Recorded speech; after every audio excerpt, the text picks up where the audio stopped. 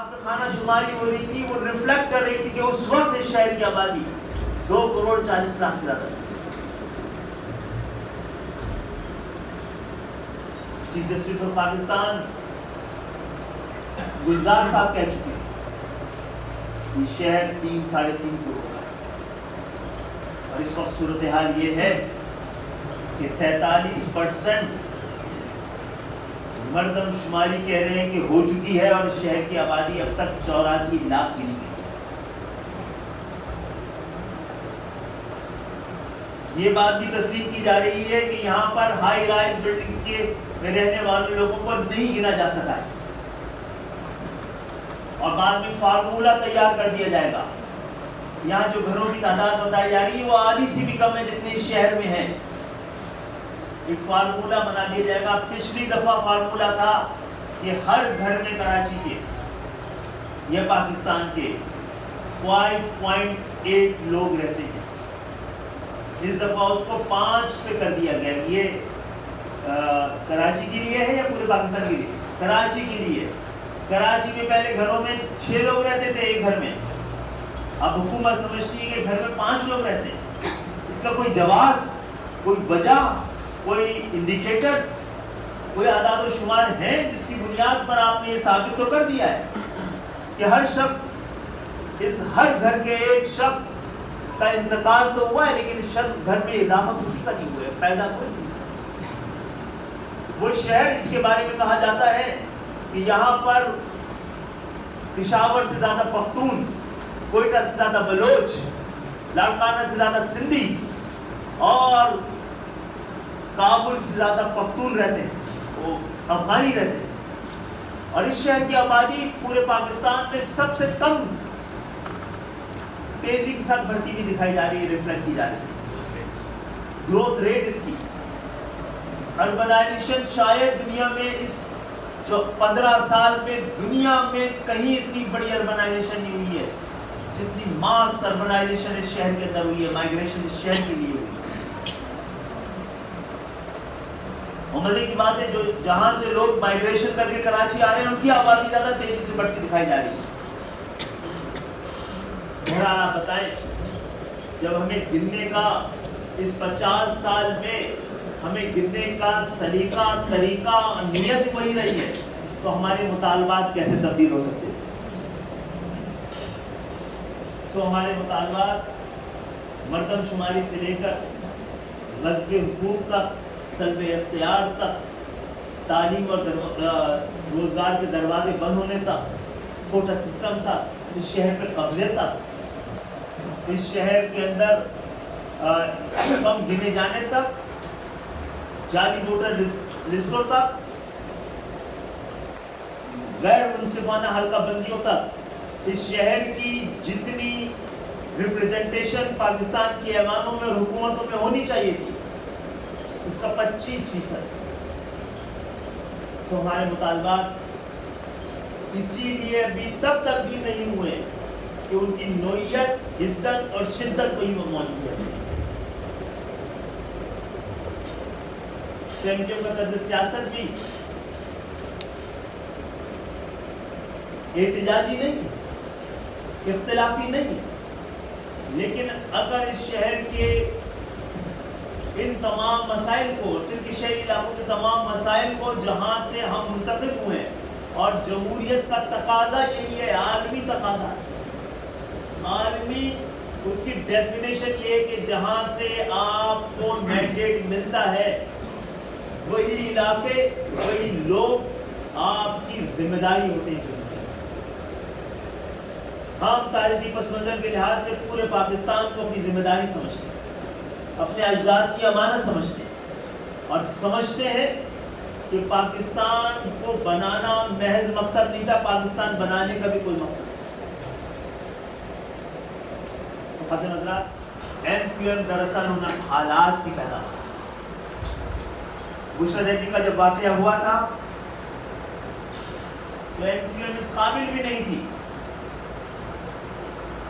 کہ 2 دکانیں بند کرا سکتے۔ قصبہ علی گڑھ کا واقعہ جب ہوا ہے تو MQM کی تقریباً آدھی قیادت جیل میں اور آدھی رپوش تھی۔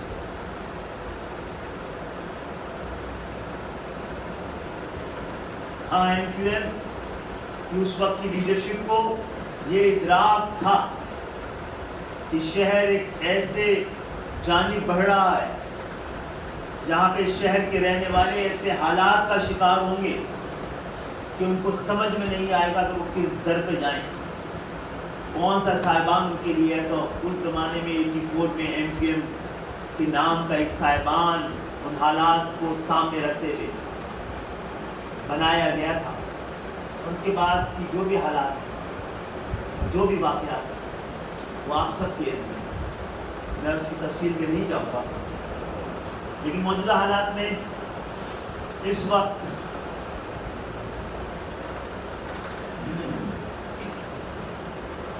ہم یہ سمجھتے ہیں کہ اس وقت صورتحال ایک ایسے نہج پہ آ گئی ہے۔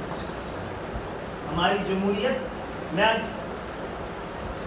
ریاست کے اہم ستون کے سامنے ان کے روبرو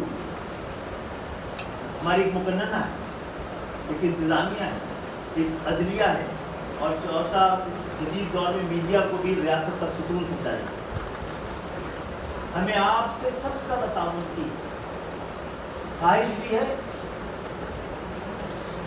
اور ضرورت بھی ہے اور امید بھی ہے، کیونکہ یہاں پر جو لوگ بیٹھے ہیں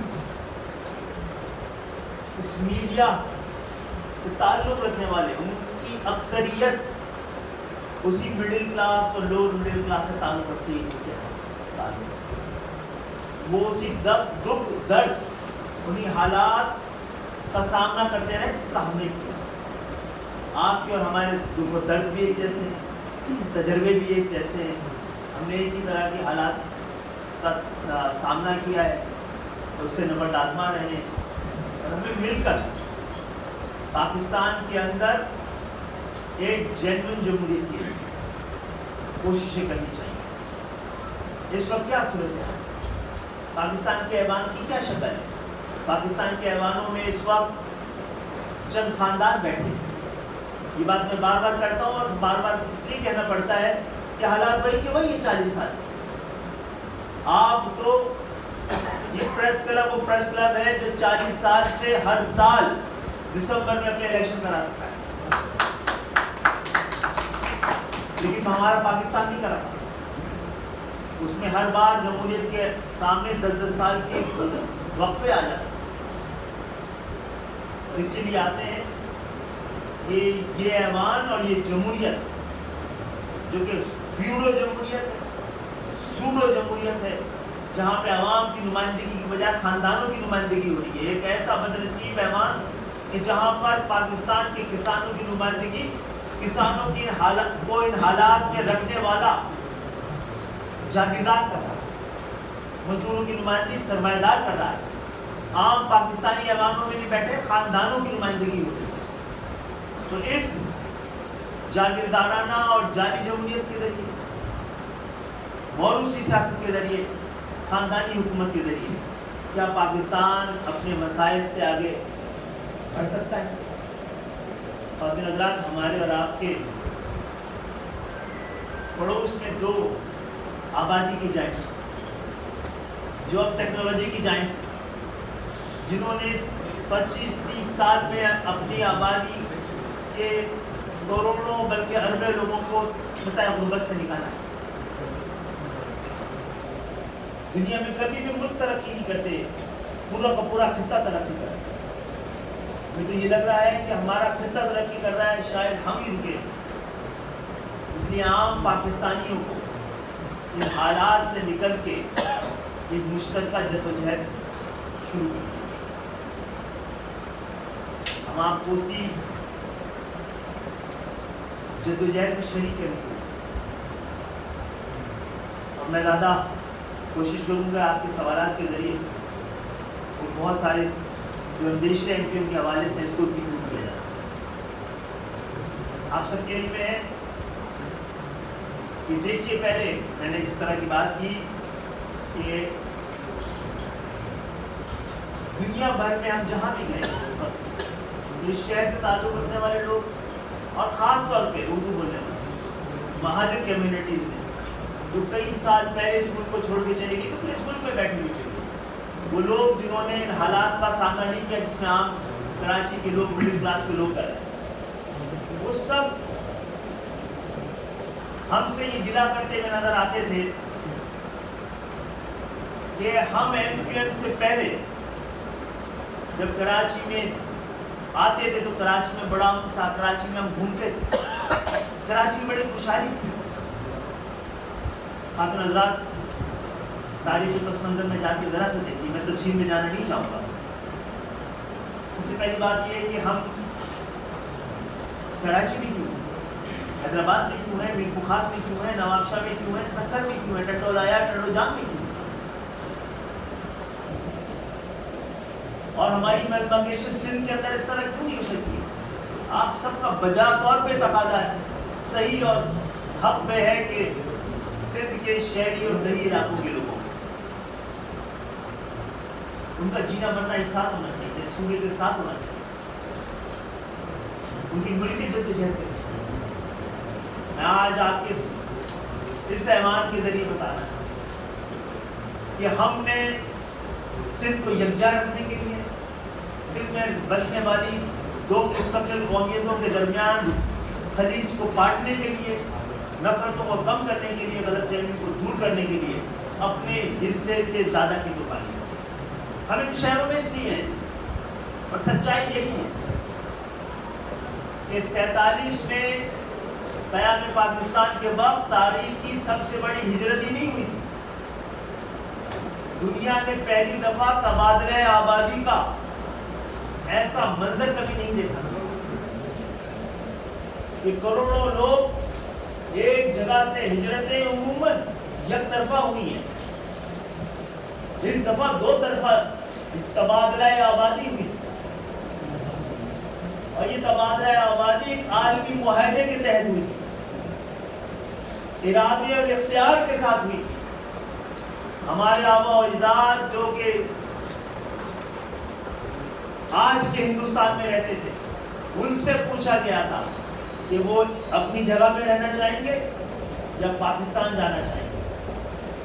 تو ہم یہاں پر اپنے ارادے اور اختیار سے آئے ہیں، ہم ارادی اور اختیاری پاکستانی ہیں، حادثاتی پاکستانی ہیں۔ اسی طرح سندھ کے جو 26 چھوٹے بڑے شہر تھے، میونسپلٹیز، ان میں سے 21 ہندو میجورٹی تھی۔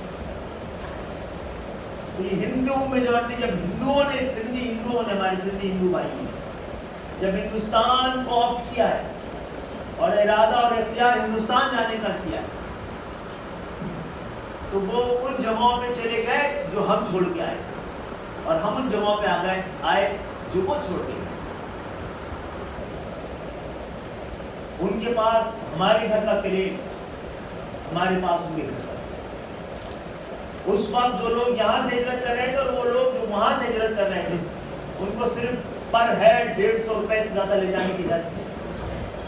وہ لوگ جنہوں نے کہا ہے پاکستان کو آپٹ کیا ہندوستان میں، انہوں نے اپنا گھر بار کاروبار سب سے دستبرداری کا بھی اعلان کیا۔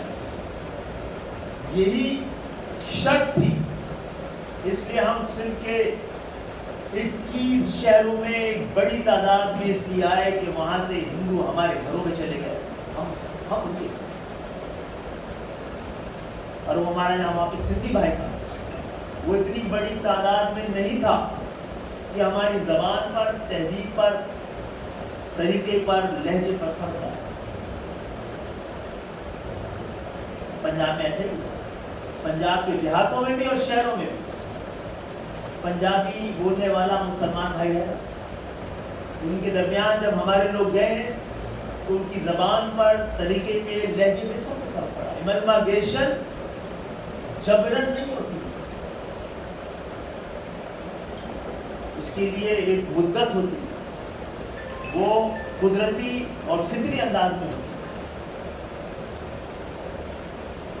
خاتون حضرات، معزز صافی حضرات، آپ خود بتائیے، جن لوگوں نے یہاں پر ہجرت کی تھی، انہوں نے ہجرت کے وقت اپنی علاقائی شناختوں کو سرحد کے اس پار چھوڑ دیا۔ جو لوگ ہجرت کر کے آئے ان کے پاس علاقائی شناختیں نہیں بچی، ان کے پاس صرف 2 شناخت بچی تھی، ایک پاکستان اور دوسرا وہ دین جس کے نام پر پاکستان بنایا گیا، یعنی مسلمان۔ تو آپ خود جانتے ہیں MQM سے پہلے سندھ کے شہری علاقوں میں رہنے والے لوگوں کو، اردو بولنے والے، گجراتی بولنے والے، میواتی بولنے والے، کاٹیا واڑی بولنے والے، میمنی بولنے والے، مراٹھی بولنے والے، تمام لوگوں کے پاس اپنی ان 2 نسبتوں کے حوالے سے، یعنی اسلام اور پاکستان، تمام ایسی سیاسی جماعتیں موجود تھیں، ہر فرقے کی ہر مسلک کو ریپرزینٹ کرنے والی۔ مولانا مودودی کی جماعت اسلامی بھی تھی، مولانا شاہ احمد نورانی کی جمعیت علماء پاکستان بھی تھی، جمعیت علماء اسلام بھی تھی، تھانوی گروپ بھی تھا، ہزاروی گروپ بھی تھا۔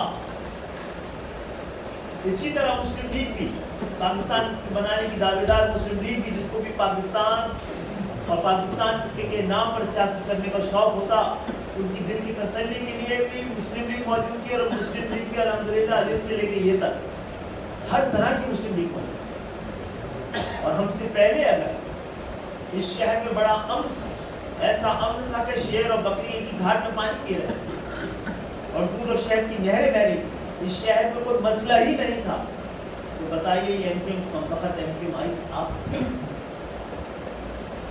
اگر پاکستان کے کراچی اور سندھ کے شہری علاقوں کے لوگوں کو کوئی مسئلہ ہی درپیش نہیں تھا اور ان کے سیاسی عقیدوں کی تسلی کے سارے سامان بھی موجود تھے، اور ایسے سیاسی اکابرین جن کی سیاسی عمریں اس وقت MQM بنانے والوں کی طبعی عمروں سے زیادہ جید قسم کے عالم، بڑے قداور سیاسی شخصیات، ان کے ہوتے ہوئے ایسی کیا مجبوری اس شہر کو آ گئی تھی، اردو بولنے والوں کو آ گئی تھی، اس تعلیم سے مزین قوم کو آ گئی تھی کہ ان لڑکوں کو جو کہ گلی کوچوں میں رہتے تھے اور جن کو لوگ جانتے تک نہیں تھے، ان کی آواز سے آواز بلند کیوں کرنی پڑی، ان کا ساتھ کیوں دینا پڑا؟ اس کا جواب جب تک آپ تلاش نہیں کریں گے آپ کو MQM غلط نظر آئے گی۔ ہاں MQM کے غلط نظر آنے کی بہت ضرورت ہے، وہ یہ کہ 87 تک ہم نے شاید یہ فیصلہ کیا تھا، اپریل 87 میں MQM کی لیڈرشپ جتنی بھی تھی اور جیسی بھی تھی، امبر پیلس نارتھ اعظم آباد میں بیٹھ کر کہ ہم کبھی بھی انتخابی سیاست میں نہیں جائیں گے۔ ہم دیکھتے تھے سندھ کے اندر ایک ایسی جماعت ہے جو سندھ کے سیاست کے رخ کا تعین تو وہ کرتی ہے، پیپلز پارٹی صرف اس پہ امپلیمنٹ کرتی۔ ہم نے بھی کہا تھا جو لوگ کراچی، حیدرآباد، نیکوخاص، نواب شاہ میں سیاست کر رہے ہیں ان پہ دباؤ ڈالا جائے کہ وہ صرف کشمیر، فلسطین، ایریٹریا اور برما کے مسلمانوں کا نہ دیکھیں، ان کو بھی ضرور دیکھیں لیکن اپنے لوگوں کو بھی دیکھیں جن کو کوٹا سسٹم کے ذریعے اور جن کو ریڈ کراس کے کیمپوں میں دیکھ کر اور ہجرت کے بعد ہونے والے مسائل اور روزگار اور کوٹے کے سسٹم کے ذریعے روزگار اور تعلیم کے دروازے کو بند ہونا، ان سب میں بھی دانیے قوم، آپ کی اپنی قوم، اپنی گلی محلوں میں رہنے والے حوصلہ بھی کھو رہے ہیں، مقصد بھی کھو رہے ہیں اور اپنی پہچان اور شناخت بھی کھوتے جا رہے ہیں۔ لیکن ایسے حالات ہو گئے 87 میں سپٹمبر اکتوبر میں اس خوف سے کہیں MQM انتخابات میں حصہ نہ لے رہے، ہمارے خلاف آپریشن ہوا اور ہمیں مجبوراً 30 نومبر 1987 کو بلدیات کی انتخابات میں حصہ لینا۔ تقریباً 80% MQM اس وقت 25 سال سے کم عمر کی، ہمارے پاس تو امیدوار بھی نہیں تھے، بلکہ MQM اس حد تک الیکشن میں لینے میں تذبذب کا شکار تھی کہ اس نے اپنے 2 بڑے جو چہرے اتارے، وہ بھی ان کا بھی تعلق APMS سے، ڈاکٹر فاروق ستار، متین یوسف، اسی طرح۔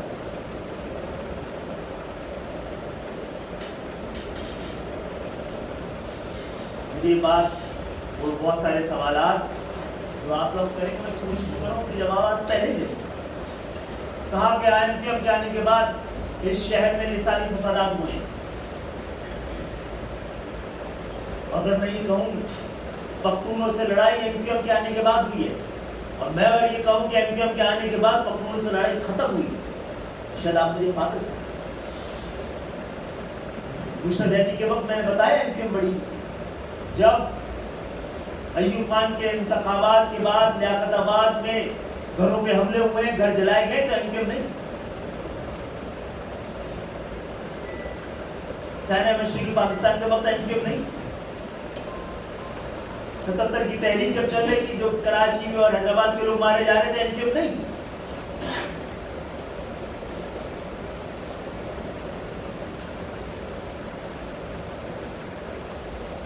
14 دسمبر 1986 قصبہ علی گڑھ میں جب حملہ ہوا ہے تو اس شہر کی کنجی IMQM کے پاس نہیں تھی، جماعت اسلامی کے پاس.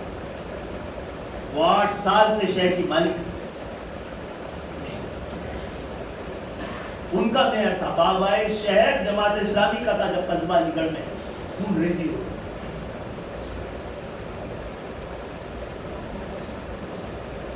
آپ ذرا یاد رکھیے، یاد کیجیے، کیا سن 86 کے بعد، میں سن 2000 کی بات نہیں کر رہا ہوں، جو ایک بات پھر حالات بتا رہا ہوں، کیا سن 86 کے بعد 20-25 سال تک آپ نے کراچی میں مہاجر پختون کو فساد سنا ہے؟ وہ ہماری وجہ سے، کیونکہ ANP کو IMQM کی لیڈرشپ نے یہ خط لکھا کہ یہ پختونوں اور مہاجروں کی لڑائی نہیں ہے، بلکہ کوئی لڑوا کے فائدہ اٹھا رہا ہے. تو پھر آپ سب کو یاد ہوگا برسہ برس تک ANP ہماری سب سے بڑی حلیف رہی ہے. ہمارے اور ANP کے درمیان بہت مضبوط رشتہ اور رابطہ رہا ہے. اسی طرح IMQM سے پہلے سندھ تقسیم تھا شہری اور دیہی میں. دیہی سندھ میں پاکستان پیپلز پارٹی تھی اور یہاں پہ مذہبی جماعتیں تھیں. جب IMQM 87 میں بلدیاتی الیکشن جیتی ہے، یہاں 2 بڑی اہم IMQM کے جرائم میں آپ کو گنوانے ہیں. جب 87 میں IMQM بلدیاتی الیکشن جیتی ہے تو منظرنامہ سب کے سامنے آ گیا تھا. تمام سیاسی تجزیہ نگار کہہ رہے تھے 88 کے انتخابات وقت سے پہلے اور IMQM کے اندازے سے پہلے، IMQM کی خواہش سے پہلے ہمیں مل گئی عام انتخابات.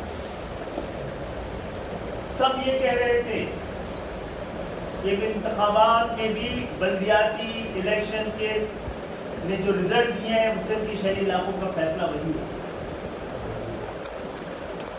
اور اس ڈر سے منصوبہ سازوں نے اس ڈر سے کہیں اس بدلتی ہوئی صورتحال میں سندھ کے شہری اور دیہی علاقے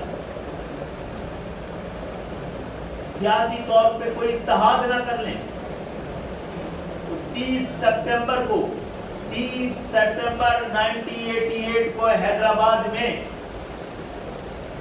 3 گھنٹوں میں 200 سے زیادہ لوگ اس طرح شہید ہوئے ہیں. یہ یقینی بنانے کے بعد مارا گیا ہے کہ وہ اردو بولنے والے، گجراتی بولنے والے، میمنی بولنے والے، ہجرت کرنے والے لوگ.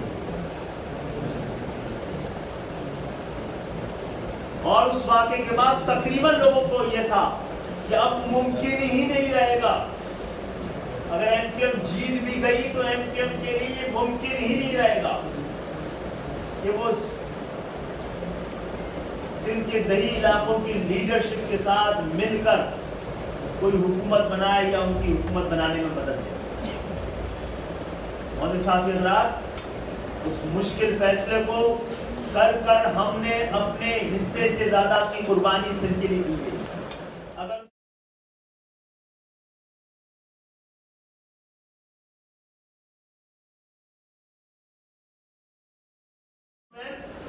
محترمہ بے نظیر بھٹو صاحبہ کی حکومت بننے میں مدد نہ کرتی، جو کہ سندھ کے شہری علاقوں کے ووٹوں کے باوجود سندھ کے شہری علاقے اس بات کے لیے تیار نہیں تھے. لیڈرشپ عوام کی مرضی سے نہیں، عوام کی بہتری کے لیے اقدامات کرتے. ہمیں یقین تھا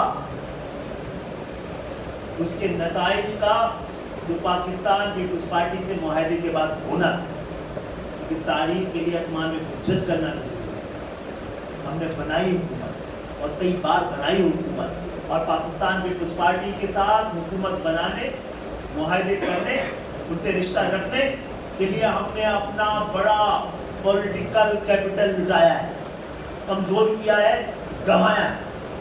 اور آج بھی سب سے بڑا مسئلہ اگر ہمارے ساتھ ہے سندھ کے شہری علاقوں کا، وہ یہی سمجھتے ہیں کہ ہم نے پاکستان پیپلز پارٹی کے ساتھ معاہدہ کر دیا، جبکہ ہمارا مطالبہ ہے جو کہ اس موجودہ حکومت کو اس میں شامل ہونے سے پہلے بھی جو مطالبے تھے، جس کو لے کر ہم وزیر اعلیٰ ہاؤس گئے تھے، اس سے ہم پہ آنسو گیس اور لاٹھی چارج کیا گیا تھا، وہی مطالبے لے کے ہم دوبارہ گئے۔ اگر کسی نے کہا کہ ہم آپ کا مطالبہ سننا چاہتے ہیں تو ہم نے سنایا ہے، اس کے لیے ہم بیٹھے ہیں، اور یہی سلسلہ ہے۔ ہم پیپلز پارٹی سے ہم نے کوئی معاہدہ نہیں کیا، لیکن ہماری بہرحال خواہش ہے کہ سندھ کے دیہی اور شہری علاقے مل کر سندھ کی ترقی کے لیے کام کریں، لیکن نتیجہ یہ ہے کہ جاگیردارانہ قیادت اور جاگیردارانہ سیاست یہ ہونے نہیں دے۔ ہمارے درمیان صرف زبان، تہذیب اور کا فرق نہیں ہے، قیادت کے اسٹیٹس کا بھی فرق ہے۔ ایک طرف جاگیردارانہ قیادت ہے، ایک طرف مڈل کلاس کی قیادت ہے، اور یہی مڈل کلاس کی قیادت اور جاگیردارانہ قیادت کے فرق نے پاکستان کو دو لخت کیا ہے۔ مسلم لیگ، مشرقی پاکستان کی مسلم لیگ کی قیادت مڈل کلاس کی تھی، اور مسلم لیگ پاکستان کی قیادت فیوڈل لاس پر مشتمل ہے۔ اس تقسیم نے بھی ملک کو تقسیم کر دیا، اور صوبے کے درمیان کی جو بھی تقسیم و تفریق نظر آ رہی ہے اس کی بنیادی وجہ یہی ہے۔ 30 نومبر 2087 کو ہونے والے بلدیاتی انتخابات کے بعد سب کو پتا کہ سندھ کے شہری علاقوں میں آنے والے سالوں میں MKM جیتے گی۔ یہ اس وقت مہاجر قومی موومنٹ تھی، مہاجروں کے حقوق کے لیے، ان کی شناخت کے لیے جدوجہد کرے۔ تو اس انتخابات سے پہلے اس وقت کہا جاتا تھا، تمام سیاسی تجزیہ نگار یہ لکھ رہے تھے کہ MKM کے پاس دو چیزوں کی کمی ہے، نہ سیاسی تجربہ ہے، نہ سیاسی وسائل ہیں، نہ وہ وسائل ہیں جس سے کہ انتخابات لڑے جاتے ہیں۔ میری گناہ گار آنکھوں نے اردو بولنے والے، گجراتی بولنے والے، میمٹی بولنے والے ایسے بڑے بڑے سرمایہ داروں کو، صنعت کاروں کو MKM میں آتے ہوئے دیکھا، اور وہ بہت سارے جن کے نام بھی لوں گا، بہت سارے ایسے شیعیت پیشہ ور سیاستدان کی جن کی سیاسی عمریں ہماری طبعی عمروں سے زیادہ تھی، انہوں نے بھی MKM کو یہاں پر عام MKM نے اپنا اصل فیصلہ کیا۔ ان تمام لوگوں کو ہم نے MKM میں لینے کے باوجود غریب بستیوں سے غریب نوجوانوں کو، مڈل کلاس کی بستیوں سے مڈل کلاس کے نوجوانوں کو، اور مڈل کلاس اور اپر مڈل کلاس کی بستیوں سے اپر مڈل کلاس کے نوجوانوں کو پہنچا کر ایک ایسی طبقاتی جنگ اور جدوجہد کا اعلان کیا تھا جس کی سزا معاشرہ کو مولوی صاحب کے حضرات، مجھے نہیں پتا کہ 2-3 شہروں کی جماعت پاکستان کے لیے کتنا بڑا خطرہ ہو۔ اس سائز کی جماعت کے خلاف اتنے بڑے بڑے آپریشن جو ہوئے، وہی تو ایسا خطرہ ہے۔ وہ خطرہ ہمارے طرز سیاست کا ہے، ہماری سچائی کا ہے۔ ہمارا صرف پاکستان سے، پاکستان کی مملکت سے، ریاست سے، حکومت سے، سیاست سے صرف ایک مطالبہ ہے کہ ہمیں پورے پاکستان میں اپنا پیغام لے جانے کی اجازت دی جائے، اپنے طرز سیاست سے پاکستان کو متعارف کرانے کی اجازت دی جائے۔ ہم کامیاب ہو یا نہ ہو، ہم یہ سمجھتے ہیں کہ ہمارا طرز سیاست پاکستان کو اس کی منزل تک پہنچانے کا واحد ہے، اور یہی بات بانی پاکستان قائد اعظم نے قرار دی تھی کہ جمہوریت واحد راستہ ہے، واحد نظام ہے پاکستان۔ تو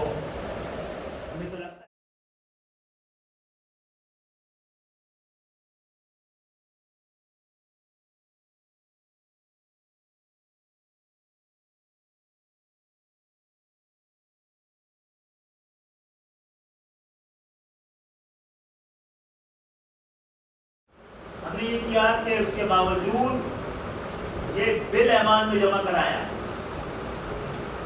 کہ یہ فیصلہ صوبے کو دینا ہے کہ اس کے صوبے میں صوبہ بننا ہے تو کانفلکٹ آف انٹرسٹ ہے، لہذا یہ فیصلہ وفاق قومی اسمبلی کو کرنا چاہیے.